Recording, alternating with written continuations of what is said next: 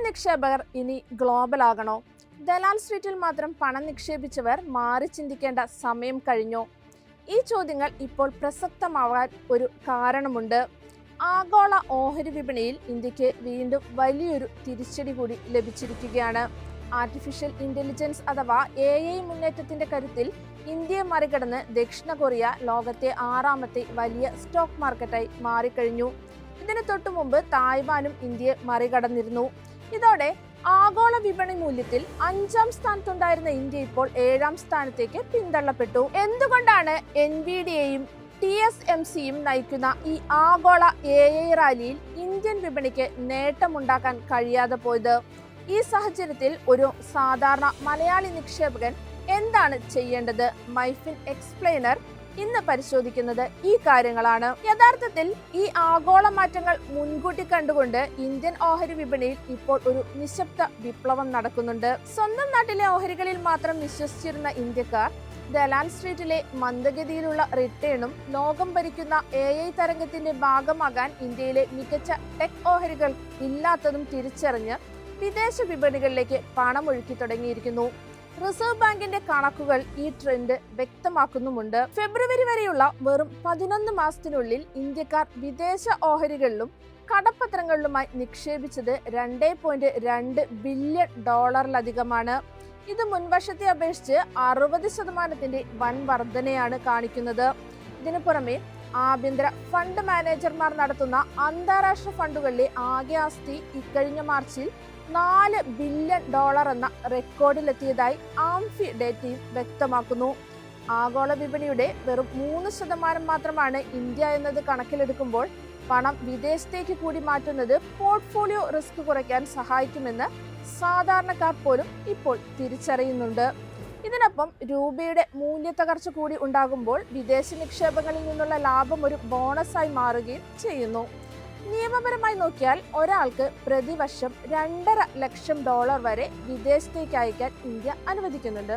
മുമ്പ് ഇത് സങ്കീർണമായിരുന്നെങ്കിൽ ഇന്ന് മൊബൈൽ ആപ്പുകളും പുതിയ സാമ്പത്തിക സംവിധാനങ്ങളും കാര്യങ്ങൾ ലളിതവുമാക്കി. ഇനി അറിയേണ്ടത് എങ്ങനെ നമുക്ക് വിദേശത്ത് നിക്ഷേപിക്കാം എന്നതാണ്. നിലവിൽ സാധാരണക്കാർക്ക് മുന്നിൽ ഇതിനായി 2 പ്രധാന വഴികളാണുള്ളത്. ഒന്നാമത്തേത് ഇന്ത്യയുടെ സ്വന്തം ഗിഫ്റ്റ് സിറ്റിയാണ്. ഗുജറാത്തിലെ ഗിഫ്റ്റ് സിറ്റി വഴി ഇന്ത്യൻ മ്യൂച്വൽ ഫണ്ടുകളായ DSP, PPFAS എന്നിവയ്ക്ക് അന്താരാഷ്ട്ര ഫണ്ടുകൾ നേരിട്ട് ലോഞ്ച് ചെയ്യാൻ സാധിക്കുന്നുണ്ട്.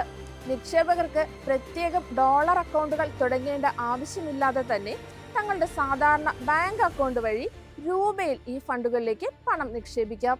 ഈ ഫണ്ടുകൾ ആ പണം ആപ്പിൾ, NVIDIA, TSMC തുടങ്ങിയ ആഗോള ഭീമന്മാരിൽ നിക്ഷേപിക്കും.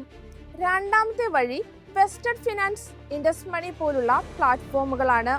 ഇവ US വിപണി നേരിട്ട് നിങ്ങളുടെ കൈപ്പിടിയിൽ എത്തിക്കുന്നു. ഒരു മൊബൈൽ ആപ്പ് വഴി മിനിറ്റുകൾക്കുള്ളിൽ US ബ്രോക്കറേജ് അക്കൗണ്ട് തുടങ്ങാമെന്നതാണ് ഇതിന്റെ പ്രത്യേകത. NVIDIAയോ ഗൂഗിളോ പോലുള്ള വൻകിട കമ്പനികളുടെ ഒരു മുഴുവൻ ഓഹരി വാങ്ങാൻ വലിയ തുക വേണമെങ്കിലും ഈ ആപ്പുകളിലൂടെ വെറും $1 പോലും ഓഹരിയുടെ ഒരു ചെറിയ ഭാഗം വരെ വാങ്ങാൻ സാധിക്കും.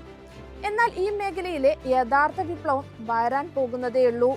ഇന്ത്യയിലെ ഏറ്റവും വലിയ ബ്രോക്കിംഗ് സ്ഥാപനമായ സെറോദ തങ്ങളുടെ പ്ലാറ്റ്ഫോമിലൂടെ വിദേശ ഓഹരികളിൽ നേരിട്ട് നിക്ഷേപിക്കാനുള്ള സൗകര്യം ഉടൻ അവതരിപ്പിക്കാൻ ഒരുങ്ങുകയാണെന്ന് CEO നിതിൻ കാമത്ത് വ്യക്തമാക്കിയിട്ടുണ്ട്. സെറോദ കൂടി ഈ രംഗത്തേക്ക് വരുന്നതോടെ വിദേശ നിക്ഷേപം ഇന്ത്യയിലെ സാധാരണക്കാരിലേക്ക് കൂടുതൽ വേഗത്തിൽ വ്യാപിക്കും. ഇത്തരം അന്താരാഷ്ട്ര നിക്ഷേപങ്ങളുടെ കരുത്ത് ഇതിനകം തെളിഞ്ഞു കഴിഞ്ഞതാണ്. കഴിഞ്ഞ ഒരു വർഷത്തിനിടയിൽ Axis great China fund 65%, HSBC Brazil fund 70%-ഓളം മികച്ച റിട്ടേൺസ് ആണ് ഇന്ത്യൻ നിക്ഷേപകർക്ക് നൽകിയത്. ആഗോളതലത്തിലുള്ള AI മുന്നേറ്റം ഇന്ത്യയുടെ ദീർഘകാല വളർച്ചയെ നേരിട്ട് ബാധിക്കില്ലെന്ന് നമുക്കറിയാം. എങ്കിലും നിങ്ങളുടെ പോർട്ട്ഫോളിയോയുടെ ഒരു നിശ്ചിത വിഹിതം, ഉദാഹരണത്തിന് 10 മുതൽ 15% വരെയൊക്കെ അന്താരാഷ്ട്ര വിപണിയിലെ സാങ്കേതിക വിദ്യാ മേഖലകളിലേക്ക് മാറ്റേണ്ടത് അനിവാര്യമാണെന്ന് മാർക്കറ്റ് അനലിസ്റ്റുകളും ചൂണ്ടിക്കാണിക്കുന്നുണ്ട്. കാരണം ലോകത്തെ അടുത്ത സാമ്പത്തിക കുതിച്ചുചാട്ടം ഏത് സാങ്കേതിക ശൃംഖലയെ കേന്ദ്രീകരിച്ചാണെന്ന് കൃത്യസമയത്ത് തിരിച്ചറിയുന്നവർക്ക് മാത്രമേ നിക്ഷേപ രംഗത്ത് വൻ വിജയം നേടാനാകൂ. എളുപ്പത്തിൽ സമ്പാദ്യം വളർത്താം. ഇന്ന് തന്നെ മൈഫിൻ TV ആപ്പ് ഡൗൺലോഡ് ചെയ്യൂ.